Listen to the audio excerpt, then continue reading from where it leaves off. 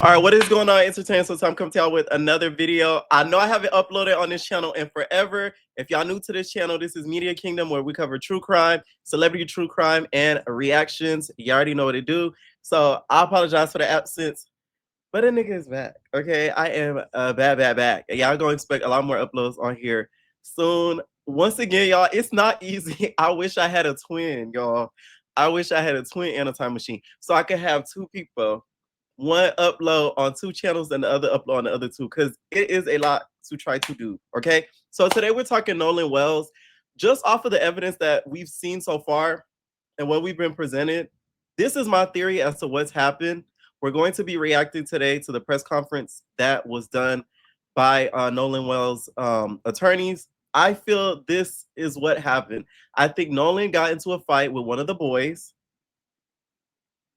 When he got into the fight, one of the boys, it was either over a girl or it was either over where they were going to go to next. That is why they, the group of friends later on said, oh, he stood on the island with a girl and he gave us his phone. He said, you can take it. That's what I think happened. And then once he was fighting with one of the boys, I think that boy was losing. Nolan is very athletic. He was probably overpowering him. The boy was probably a little bit embarrassed. So then I think the friend, one or two, however much, jumped in to the fight, started jumping him, ended up hitting him in either in the back of the head or the neck area, and ended up injuring him to the point where he ended up dying. They got scared. So mind y'all, they found him in the body of water, washed up in full clothes. Who the heck drowns in full clothing? Doesn't make sense, especially an adult, especially somebody who knows how to swim, especially with the evidence that has come out that says that he is an avid and a pro swimmer. So he knows how to swim. I think they put him in that body of water because they got scared. The friend that they said was close to him, the one with the long hair, I think he was probably going to either end up telling or got scared to tell. They probably scared him to not saying anything because they were like, oh, you're an accessory to this because you watched this. So if we go down, you go down too. And that's why he's hushed as well. And then they put his body in the body of water. And then with the transport, with the whole boat situation as well too. That's what I think happened. I think he ended up getting unalived through a fight. I don't think it was intentionally done, but I do think it was race related because I feel like he was probably losing the fight. His white camaraderie, they were not happy that their friend was losing a fight and Nolan was whooping on that boy's ASS. This is just my theory, y'all. Y'all know I've predicted a lot of stuff on this channel and a lot of times I've been right. Check the record, babes. I'm telling y'all, I'm talking about with no evidence I predicted stuff and it's come out literally days after. So I really do think that's what happened. I think it was a fight. It started off as a one-on-one and it started getting into a jumping. Because right now, we're seeing a lot online violence. Fight. This Gen Z era, all they know how to resolve issues is fighting. Straight up. You run a fade. That's what I think happened. Let me know what y'all think. Anyways, y'all, we're going to get into the reaction of the press conference. It looks as if the second autopsy came as undetermined, which to me shows that they really are trying to hide whatever is going on with this because they were missing limbs. Something in regards to his neck was missing. There was a lot of stuff missing for the second autopsy. So that in itself must be so frustrating. I can't imagine how the parents are feeling right now because your son is literally being broken down like a science experiment. Like, that is so traumatizing. Like, he's a frog, like getting experimented on to see what's going on. All right, now the autopsy findings were said here by Benjamin Crump. He detailed it and talked about what the findings were. Benjamin Crump, who will provide updates on the findings of the independent autopsy that was conducted in the death of Nolan Wells. Immediately following that, we will take questions from credentialed media. We'll attempt to answer as many questions as we can. However, we want to be respectful of the... What about new media? What's up with new media? New media gets no love. New media is what made this go viral. New media is what brought mass attention to this. What bothers me is we don't give enough attention and credit to new media. And new media to me is considered a lot of these people that do true crime podcasts, all these people that cover true crime. We're the ones that really bring attention to this case and kept talking about it so that way the public could really, really pay attention to it. Because there's even cases right now that happened. The case that happened in Miami with the lady that was unalived in that park. That is a case that I feel like needs a lot of attention. But she's black and she's a woman and she lives in South Florida. So police down there and down here, they don't care.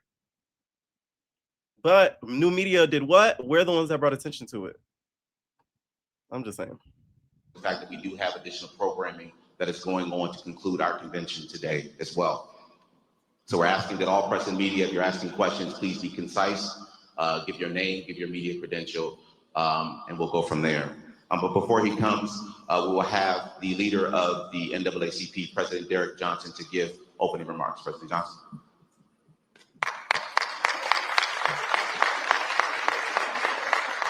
Good morning. Far too often, our young people are confronted with challenges, and many jurisdictions and states don't take those challenges serious. We cannot allow another individual, particularly a young Black man's death, go uninvestigated. We have seen this happen over the years, not only in Mississippi, but across the country. It is unfortunate that our young people only seek to enjoy life. And as a result of participating in activities, no longer have life. Within NAACP, we take this and many other cases serious because every person matters. I want to thank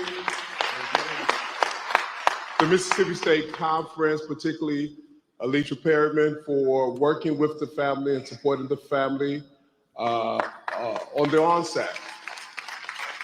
Because it's difficult to lose a loved one, it's even more difficult to navigate a process when all eyes are on you. And the pressure of balancing between grieving and navigating is upon you. And so within ACP family, this is our role, is to step in, to support when the families have an issue like this, and the local officials seem not to hold people accountable. It's unfortunate when you see news reports and law enforcement officials are repeating what individuals are saying as opposed to investigate the individuals who gave you the information, because you don't know who was involved or not involved. And so narrative matters in this case. And we're saying that in Nolan Wells' situation, the narrative should not be it was an accident before there was an investigation. And Leon Russell, my longtime mentor from Florida, who helped raise so many of us. Thank you for always being there, Chairman Russell.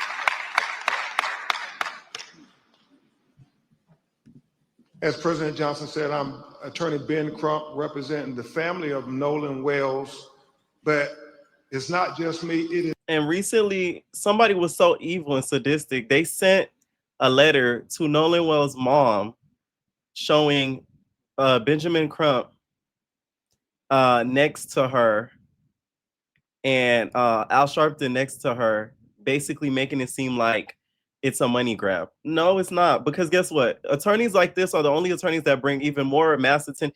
Because the goal of these cases is to bring attention to them. Of course, it's to get justice, but sometimes that doesn't always happen, as we all know. So the goal is to get attention to this. With other attorneys, this might not have been might not have been a case that a lot of people would have paid a lot of attention to. Plus, I feel like with these attorneys, she has a greater chance of gaining justice because of their notoriety that will bring more law enforcement, that will bring more people to come with better force behind finding who actually did this to him. So whoever sent that, I don't know why you thought you ate, because you didn't. And bitch, you going to hell for that. Because who does that to somebody that's grieving? Is a team effort of incredible, dedicated lawyers and investigators and paralegals. Attorney Lisa Park, attorney who you'll hear from in a few minutes, attorney Eric Hertz, attorney Gary Buchan, attorney Camila Moore. Thank you all so much. Thank you to President Johnson as well as Chairman Russell. This has been a difficult journey. Losing a child, it truly breaks your heart. It is a pain that is just, you can't measure it. Especially someone like Nolan, who brought so much joy and light and life to everyone. You don't find too many genuine people like him. So to lose that light at such a young age under these circumstances has been absolutely difficult, which is why we've gone this route. There's so many people out in the public asking all of these questions, but the only question that we have is what happened to our son? That is the only question. We have consistently been degraded by the public. There's been questions about our parenting, our GoFundMe, this, that, and other. I've been called a racist. I am a healthcare provider, and I take my job very seriously. I love everyone. And it's been difficult for us, but we are leaning into our faith, leaning into one another, also leaning into all of you.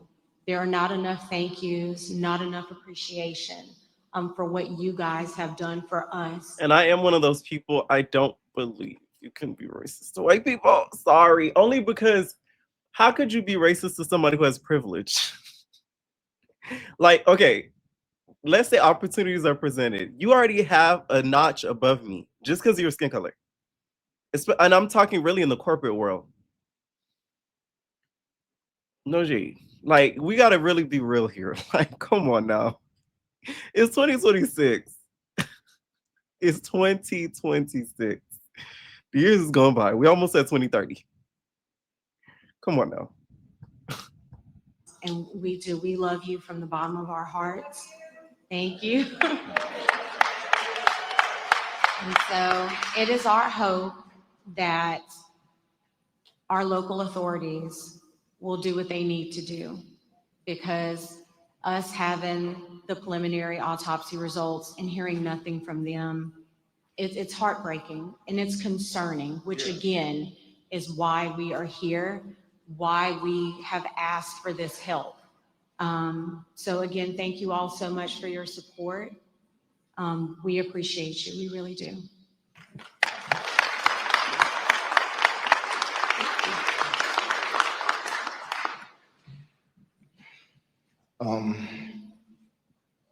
Every day I wake up, it's a new challenge. Knowing that a part of me I will never talk to, I will never hold, I will never play around with or get mad at, it's not here anymore. Nolan brought a lot of joy to our family. He was the wittiest one out of everyone. The clown.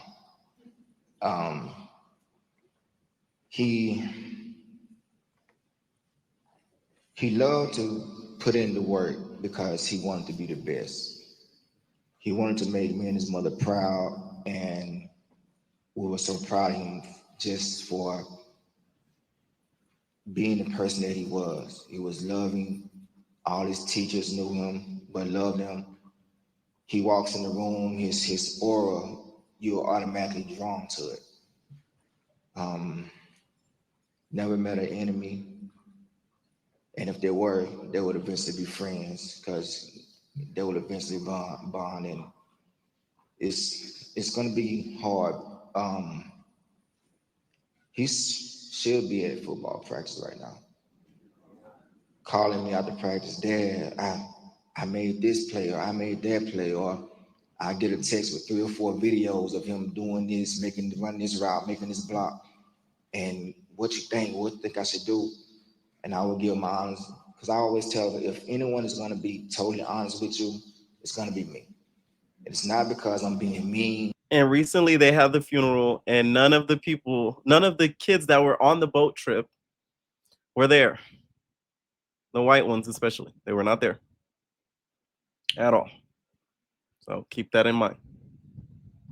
But people outside of your family are going to tell you what you want to hear.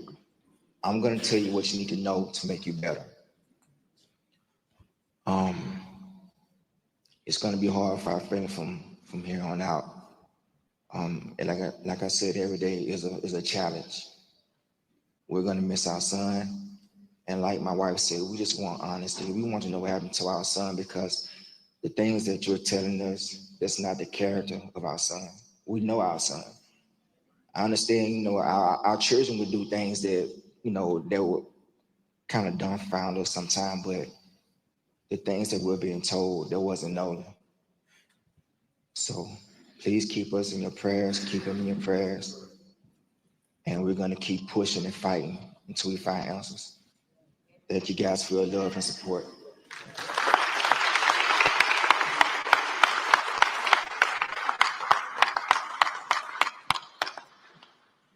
Thank you so much, Christine and Nolan, Christine and Elmore. And one thing that Nolan's doesn't mother and get father. Before we start, that doesn't get talked about enough, situations like this, it disrupts a marriage more than anything. A lot of people do not realize this, because each parent then starts to feel guilt. And then worse, if the marriage is not strong, they then start to blame each other.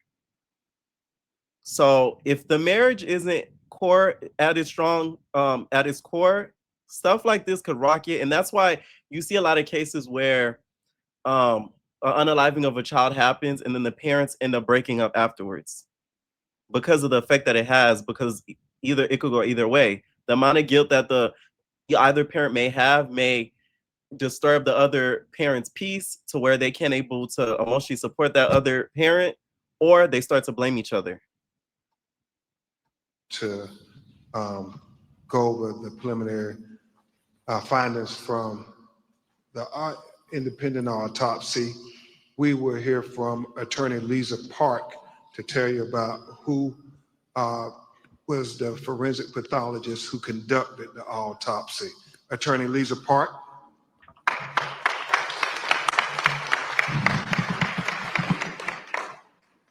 Thank you. Dr. Roger Mitchell could not join us today, but we felt it important before we reveal and unfold this report that you understand who conducted this autopsy. Dr. Roger Mitchell is a physician and board-certified forensic pathologist with 2 decades of experience. He currently serves as the president of the National Medical Association, which is the oldest. I woke up to them saying LeBron James is going to announce where he's going to fully close.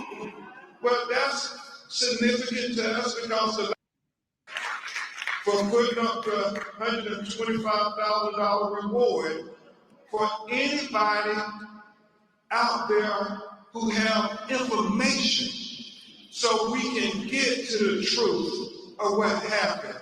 I mean, any videos, we've gotten so many videos, President Johnson, from that day from young people, and we want them to have the courage to come forward with the pictures, what you heard. I know people said there were a lot of disturbances out there. Some believe it involved Nolan. All of those things are important to get to the truth of what happened. The fact, Christine, that the United Cajun Navy are so forthcoming. The fact that they told us, we haven't heard from any of their local officials, that Nolan was found face down, fully clothed. Well, that's significant to us. And once again, this is why I go back to my theory. It was a fight. It was a fist fight. People don't understand, we have become so desensitized to fighting that people don't realize you could die in a fight. You're getting hit either in your face, in your jaw, in your neck, ear, whatever it is, repeatedly. hard, you could die. So I think he got hit in the back of the head. He got jumped. It was more than one of them. They jumped him and he died. And they got scared. Instead of calling the police, they hit it because they didn't want to get in trouble. Because regardless, they were going to get in somewhat trouble because it could have ended up. The problem is they're such dummies because once hopefully when everything does come out, now they're going to be liable for killing somebody and then hiding it versus calling the police and you might get a manslaughter charge. You're going to get some charge, but it's not going to be murder and you're not going to be charged with trying to hide a murder. That's what they don't understand, but they're kids. That's because the last time we saw him on the videos, he was without a shirt. So at what point did he put on a shirt? Somebody saw something. Somebody knows something. There were almost 300, 400 people. Somebody knows something. So, Scott X, we're trying to just make sure people understand that you can call the Nolan Wells tip line at bencrum.com. We will gladly listen to you, take any information as we try to put together this puzzle of what happened to Nolan Wells. And today, we're going to add some more parts to this puzzle because my legal team and I, we stand for truth, no matter who it implicates or who it exonerates. We stand for justice, no matter who it convicts or it acquits. Yeah, and we stand for transparency because we got eyes that can see. And we don't need government officials having to narrate it for you and me. We can see it for ourselves. Transparency. That leads to the truth. The truth is the foundation for accountability and justice. And that's all we're seeking, as Christina Elmore said from day one. So with that, and Christina Elmore, if you all want to sit, we're about to go through this autopsy. I know it may be a little emotional.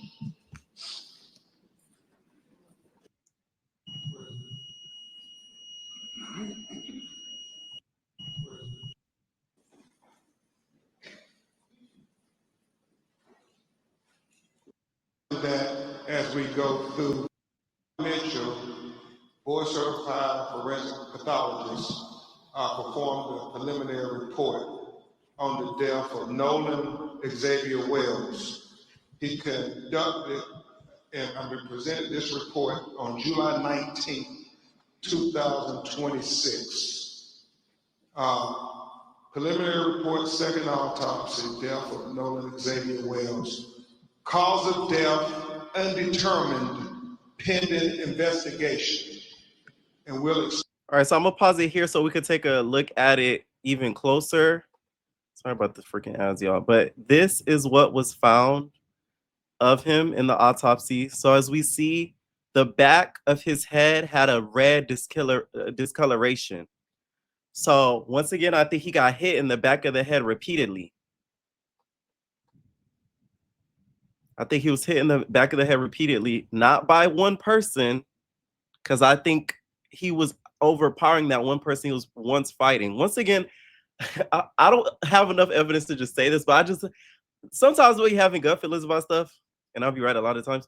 So that's just the gut feeling I have. I really feel like this started as a fight, and I don't think Nolan started it either. Because a lot of the times with friend groups, especially younger, it's a lot of jealousy.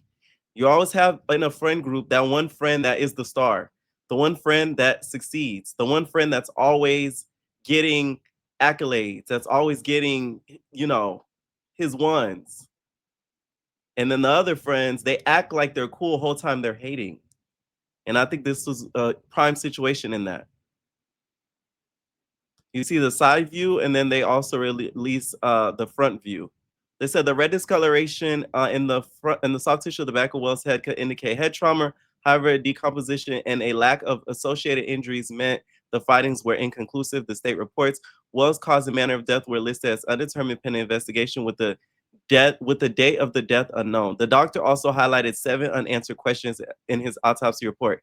These include what were the circumstances that led to Wells entering the water, which I don't think he was in the water when he passed away. What position was the body in when found?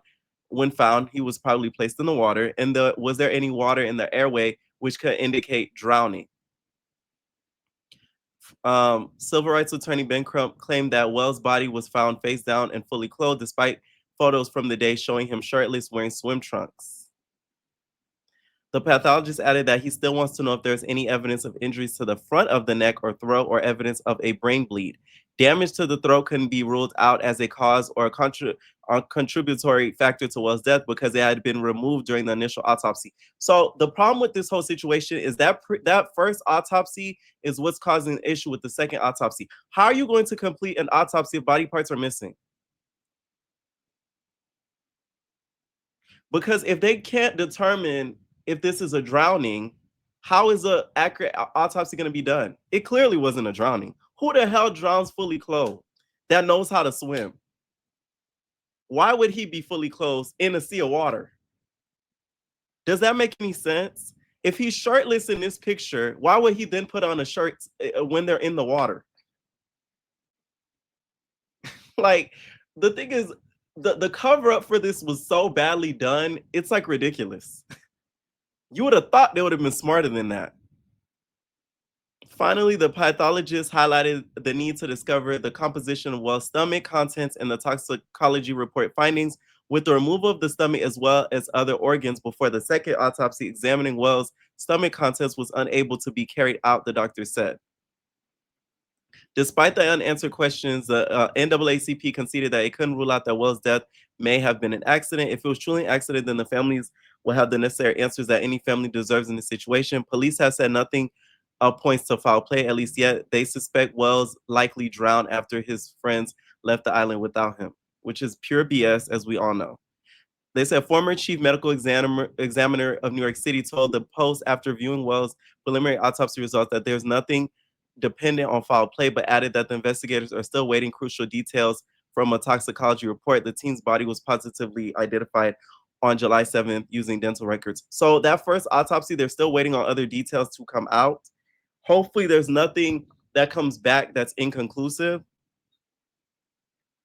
because there's a show called Your Honor.